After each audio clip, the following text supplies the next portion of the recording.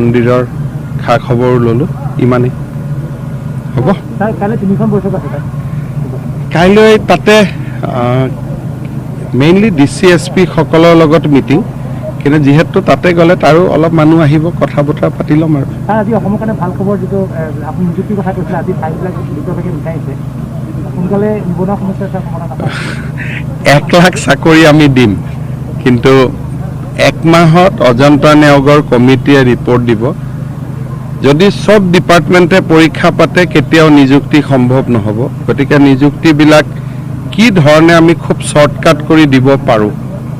তাৰ পিছত নিযুক্তি দিয়াৰ পিছত ক'ত নিযুক্তি দিম আৰক্ষীত কিমান শিক্ষা বিভাগত কিমান